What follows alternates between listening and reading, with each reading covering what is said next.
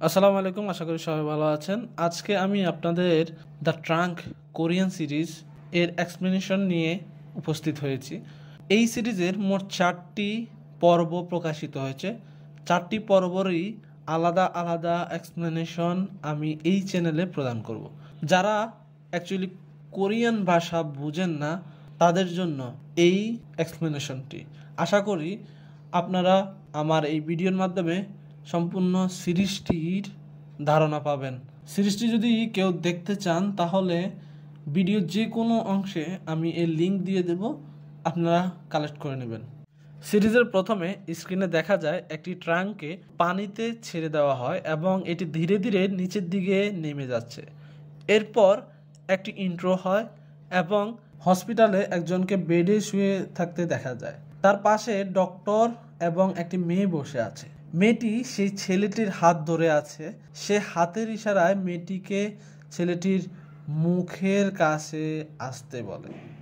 মেয়েটি এগিয়ে যায় এবং কিছুক্ষণ পরে সে আবার পিছনে চলে আসে। তারপর ডক্টররা তাকে জিজ্ঞাসা করলো তিনি কি বললেন।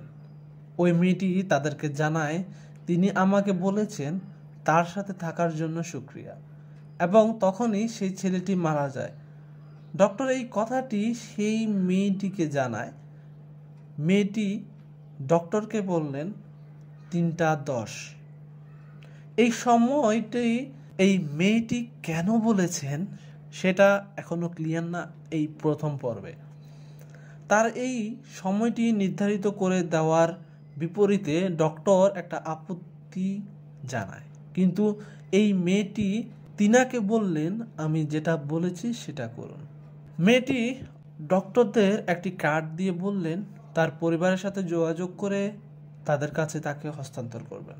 তখন ডক্টর এই মেয়েটিকে বলল, ম্যাম আপনি কই যাচ্ছেন? তখন এই মেয়েটি তাদেরকে জানায় 10 মিনিট পূর্বেই আমাদের ডিভোর্স হয়। পরবর্তী দৃশ্যে এই মেয়েটিকে ওয়াশরুমে হাত ধুতে দেখা যায় এবং সে ওয়াশরুমের যে বেসিনটি রয়েছে তার মধ্যে একটি রিং রেখে আসতে দেখা যায়।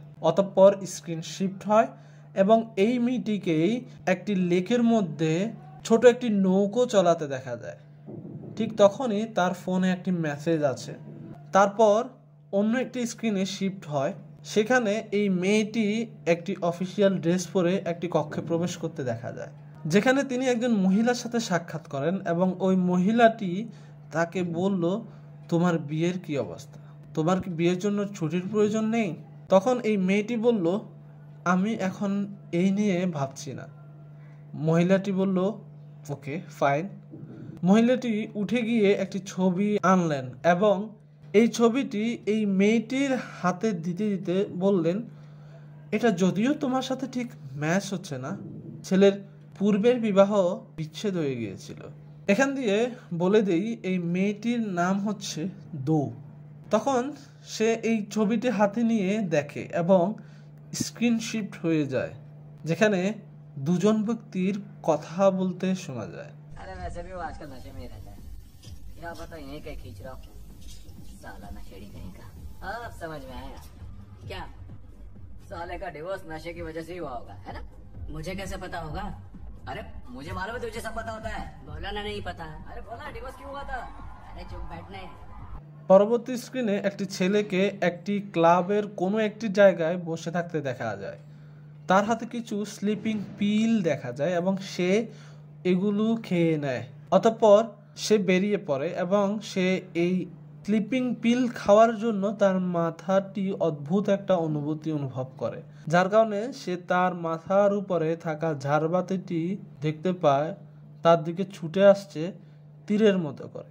পরবর্তীতে তার চোখ খুলে তার ঘরের ভিতর, অর্থাৎ সে এই দৃশ্যটি স্বপ্নে দেখেছে। সে আসলে স্লিপিং পিলগুলো খাওয়ার পরপরই ওই স্থানে সে অজ্ঞান হয়ে যায় বা ঘুমিয়ে পড়ে। ঘুম থেকে উঠে কেউ একজনকে কল দেয় এবং ফোনের অপর পাশে বলতে শোনা যায় আবার বাথরুমে তুই স্লিপিং পিল খেয়েছিস? তোর কি পাগল হতে মন চাচ্ছে, অদ্ভুত হতে মন চাচ্ছে? তুই কেন এসব ক্লাবে করিস বলতো? তুই কি জানিস তোর পিছনে মানুষ কি বলে তোকে? তুই একটা নেশাখোর। তোর আসলে ক্লাবে যাওয়ার দরকার কি? তুই তো বাসায় ভালো ঘুমাতে পারিস। তখন এই ছেলেটি বলল, আরে ঘরে ঘুম আসে না। ফোনের অপর প্রান্তে বলতে শোনা যায়, এত বড় বাসায় তোর ঘুম আসে না? বাসার রুম পরিবর্তন করে দেখ, হয়তো সেখানে খুব ভালো ঘুম হবে তোর। তোদের বড় লোকের এই একটা সমস্যা, ঘুম না আসলে ডাক্তারের কাছে যা। তখন ছেলেটি তাকে জানালো, লাস্ট 20 বছর ধরে তো ডাক্তারের কাছে যাচ্ছি, আজকেও যাব, আরও স্লিপিং ফিল চাই, বাই। সে ফোনটি কেটে দেয়। পুনরায় অন্য কাউকে কল দিচ্ছে, কিন্তু কলটি অপর পাশ থেকে রিসিভ করা হয়নি। সে তার এত বড় বাড়ির মধ্যে দিয়ে একটু হেঁটে গিয়ে সামনে একটি ঝাড়বাতি দেখতে পায়। সে এই ঝাড়বাতির দিকে তাকিয়ে থাকে এবং কিছু একটা জিনিস দিয়ে সেই ঝাড়বাতির কিছু অংশ নাড়িয়ে দেখছে, এগুলো পড়ছে কিনা। সম্ভবত সে যে স্বপ্নটি দেখেছিল তার দিকে ঝাড়বাতিগুলো তীরের মতো ধেয়ে আসছে, সেই জন্য।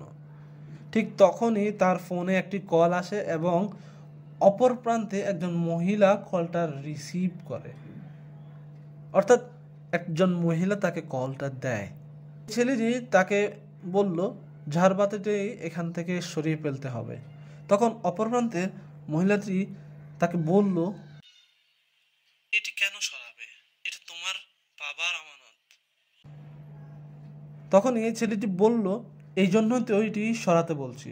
মহিলাটি বলল, এটি সরিয়ে এটি স্থানে আজেবাজে জিনিস তো লাগাতে পারবে না, আমি ফ্রান্সে ভালো কিছু দেখে নিচ্ছি, বাই। এই কথাটি বলে মহিলাটি ফোনটা কেটে দেয়। এই ছেলেটির নাম হান জন ওন।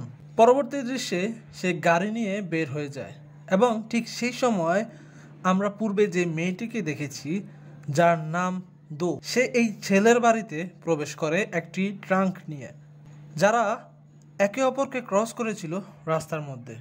মেয়েটি বাসায় প্রবেশ করে ফ্রেশ হয় এবং সে নায়ক হান জন উন এর রেখে যাওয়া একটি রিং তার আঙ্গুলে পরিধান করে। অন্য দৃশ্যে নায়ক হান জন অনকে গাড়ি থেকে নামতে দেখা যায় এবং সেখানে তার জন্য অপেক্ষা করছিল একজন পুলিশ অফিসার। সে পুলিশ অফিসার তাকে ডাক দিলেন এবং তার সাথে কথা বলার জন্য একটি রুমে যায়, অর্থাৎ ওয়াশরুমে, সিরিজে যেমনটা দেখা গিয়েছে। কারণ একটাই, সে যেহেতু স্লিপিং পিল নিয়েছিল বারে এবং সেখানে একজন মারা গিয়েছিল, যেহেতু ওই লোকটি সেখানে মারা গিয়েছিল এবং এই নায়কও সেখানে নেশাগ্রস্ত অবস্থায় অজ্ঞান হয়ে গিয়েছিল, তাই সন্দেহভাজন হিসাবে তাকে জিজ্ঞাসাবাদ করা হচ্ছে। তো তাদের কথাবার্তা থেকে বোঝা যায় যে আমাদের এই নায়ক, সে 17 বছর বয়সে সে একটি অপরাধ করেছিল এবং যার কারণে সে আজও সন্দেহের শিকার হচ্ছে। পরবর্তীতে পুলিশ অফিসার তাকে জিজ্ঞাসাবাদ করে চলে যায় এবং এই নায়ক তার অফিসে এসে তার পার্টনারদের সাথে একটি দ্বন্দ্ব সৃষ্টি হয় এবং সেই দৃশ্যে হাতাহাতির দৃশ্যও দেখা যায়। সেখানে তার বন্ধু উপস্থিত ছিল, সেই বন্ধু যে তাকে ফোনে বলেছিল ডক্টরের কাছে যাওয়ার জন্য। সে তাকে বলল, যেহেতু এই কোম্পানিতে তোর শেয়ার সবচেয়ে বেশি, তুই এই কোম্পানিটি কিনে ফেল। আমার ভুল হয়েছে ওই দিন তোকে এভাবে বকা দেওয়ার জন্য, কিন্তু আমি বুঝতে পারছি না স্বয়ং তোকে কেন ছেড়ে দিয়েছে, অর্থাৎ নায়কের আগের স্ত্রী। বন্ধুটি বলল, আমি জানি তুই স্বয়ংকে ছাড়া বাঁচতে পারবি না, এর থেকে ভালো যা তার সাথে কথা বল, দেখা কর, কোনো না কোনোভাবে তাকে রাজি কর। আমাদের মতো মানুষকে বিরক্ত করা বন্ধ কর ভাই, তুই তাকে ছাড়া বাঁচতে পারবি না, আমি বলে দিচ্ছি। জন বলল, হবে না। তার বন্ধু তাকে আবার বলল, কেন হবে না? তোর কাছে যে পরিমাণ টাকা আছে ওটা দিয়ে তো সব কিছুই হতে পারে। হানজন তাকে বলল, তুই অনেক বলতেছিস। এই কথা বলে সে উঠে যায়। পরবর্তী দৃশ্যে নায়কের আগের স্ত্রীকে দেখা যায়। সে একজন আর্কিটেক্ট এবং সে তার একজন বন্ধুর ভবনের নকশা নিয়ে কাজ করছে। তার বন্ধুটি সে এবং তার আগের স্বামী অর্থাৎ নায়ককে নিয়ে কথা বলতে শুরু করে। এদিকে নায়কও তাকে কল দিচ্ছে, অর্থাৎ স্বয়ংকে। তার বন্ধু বলল, আচ্ছা তাহলে হানজন অন ভালো আছে তো? স্বয়ংয়ের একটু বিরক্ত বোধ হচ্ছে। তার এই কথাগুলো শুনে, বিশেষ করে তার পূর্বের স্বামীকে নিয়ে কথা বলছে বা বারবার তার কথা উঠাচ্ছে, ঠিক এই জন্য সে তার বন্ধু থেকে জানতে পারে যে তার পূর্বের স্বামী বারে ড্রাগ নিয়েছে এবং এটি নিয়ে একটি সমস্যায় জড়িত হয়েছে, যার ফলে তার কোম্পানির শেয়ারদারদের সাথে বিবাদ সৃষ্টি হয়েছে। এই খবরটি শুনতে পেয়ে সে তার পূর্বের হাজব্যান্ড অর্থাৎ নায়কের কল রিসিভ করে এবং তাকে জানায়, ঠিক আছে, রাতের ডিনারের সময় অর্থাৎ 7টা বাজে তোমার সাথে দেখা হচ্ছে। স্বয়ংয়ের কথা শেষ না হওয়ার সাথে সাথে তার বন্ধু বলল, তো তোমাদের তো ডিভোর্স হয়েছে তাই না? না হলে দ্বিতীয় বিবাহ কিভাবে করবে? স্বয়ং তার কথা শুনে একটি এক্সপ্রেশন দেখালো যেটি তার বিরক্তকে প্রকাশ করছে। তখন তার বন্ধু বলল, আমি মজা করছি বলে হেসে দিল। মিস ইউনা, আমি যদি তোমার দাঁত ভেঙে দেই তাহলে তুমি কি হাসতে পারবে? আমিও মজা করছি।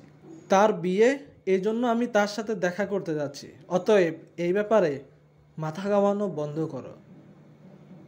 তো মিস উনা একটু আশ্চর্যিত হয় এবং সে তার স্বামীর কাছে এসে বলল, তুমি কি শুনেছ? হ্যানজন অন স্বয়ংকে বিয়ে করতে দেখে সে নিজেও দ্বিতীয় বিয়ে করছে। তুমি কি জানো এই ব্যাপারে? এ কি সেই মেয়ে যাকে সে ক্লাবে দেখেছে? আর সেই বেকুবটা নাকি এখন ড্রাগ নেয়। মিস উনা একটু এক্সাইটেড হয়ে তার হাজব্যান্ডকে এ কথাগুলো বলছিল, কিন্তু সে খেয়াল করেনি তার বাঁ পাশেই জন উন দাঁড়িয়ে আছে। তো সে তাকে দেখে, একটু ভয় পায় এবং সে জনকে বলল, আমিও মাঝে মধ্যে ড্রাগস নেই। তখনই জন এখান থেকে চলে যায়।